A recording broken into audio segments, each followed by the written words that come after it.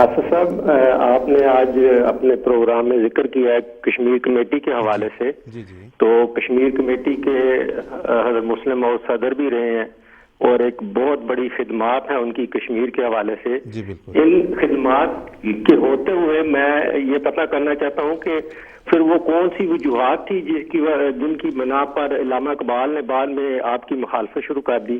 آپ کیا اس پر روشنی ڈال سکتے ہیں؟ جی اطال مجیب صاحب کچھ روشنی ڈالیں گے اس پہ. بڑا تفصیلی سوال ہے ان کا، اس کی کافی تفاصیل ہے، پہلے بھی پروگراموں میں ذکر بھی ہو چکا ہوا ہے. پہلے ایک وقت میں علامہ اقبال خود تھے جنہوں نے حضرت مسلم موعود کا نام پیش کیا کہ اگر کوئی شخص اس وقت قیادت کر سکتا ہے مسلمانوں کو اکٹھا کرنے کے لیے اور ایک آواز اٹھا سکتا ہے حق کی تو وہ حضرت مسلم موعود ہیں. انہوں نے خود نام پیش کیا اور آپ صدر بھی رہے. پھر جب حضرت مسلم موعود رضی اللہ تعالیٰ عنہ نے محسوس کیا کہ اس میں بعض لوگ جو مسلمانوں کے مفاد کی بجائے اپنے ذاتی مفاد کو ترجیح دینے والے ہیں وہ اس کو سوال اٹھا رہے ہیں، عمدی اور غیر عمدی کے سوال کو، تو آپ نے پھر فرمایا کہ ٹھیک ہے پھر کسی اور کو بنا لیا جائے. اور علامہ اقبال کے بارے میں یہ حقیقت ہے کہ ایک وقت میں وہ احمدیہ جماعت کے اتنے قریب تھے کہ کہا جاتا ہے کہ جماعت میں شامل بھی ہوئے، ان کے باقی بزرگان بھی شامل ہوئے. لیکن بات یہ ہے کہ جس وقت ان کے یہ نظریات تھے انہوں نے بہت اچھی رائے کا اظہار کیا. جب ان کے کچھ اور حالات بدلے، کسی اور ماحول میں گئے، ان کے موقف بدل گئے اور سیاست ان کا اوڑھنا بچھونا جب بن گئی اور جب دنیا کے مفادات سامنے آ گئے تو پھر انہوں نے دیکھا کہ یہ چیز اکٹھی چل نہیں سکتی، تو اس کے بعد انہوں نے دوسرا رنگ اختیار کر لیا. تو یہ تو دنیا میں ہو جاتا ہے، سوائے ان لوگوں کے جو اپنی رائے پر پوری صدق کے دل کے ساتھ قائم رہیں. کچھ ایسے لوگ ہوتے ہیں کسی چیز پر ایمان لاتے ہیں پھر اس پر قائم رہتے ہیں کیونکہ ان کا ایمان سچا اور پختہ ہوتا ہے. بعض ایسے لوگ ہوتے ہیں کہ جو وقت کو دیکھتے ہیں، ہوا کو دیکھتے ہیں کس طرف چلنے والی ہے، تو جس طرف ہوا چلتی ہے اس طرف ان کا رخ ہو جاتا ہے. تو اگر ایسا کوئی شخص ہو یا اس کو دنیا کا مفاد عزیز ہو یا کوئی اور اس کے ذہن میں ایسا مقصد ہو جس کو وہ حاصل کرنا چاہتا ہے، اس کی وجہ سے ان کی رائے بدل جاتی ہے. تو کمزور اعتقاد لوگوں والوں کا ہمیشہ یہی طریق ہوتا ہے. تو ہم جانتے ہیں کہ انہوں نے اپنی رائے کو تبدیل کیا، اس کی اصل وجہ تو وہ جانتے ہوں گے، اللہ تعالیٰ بہتر جانتا ہے.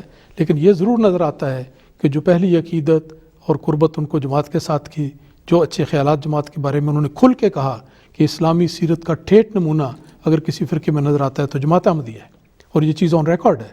لیکن بعد میں جس وقت مخالفانہ دباؤ پڑا یا مخالفانہ چیزوں سے متاثر ہوئے پھر انہوں نے اپنا رائے بدل لی.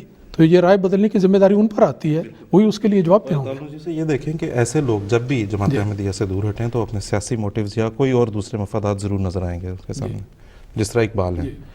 مطلب یہ ہو نہیں سکتا کہ آپ نے شعور کی حالت میں، ہوش کی حالت میں ایک چیز کو درست کہا ہے، سمجھا ہے، اپنایا ہے اور پھر یکدم آپ اس سے منہ موڑ لیں.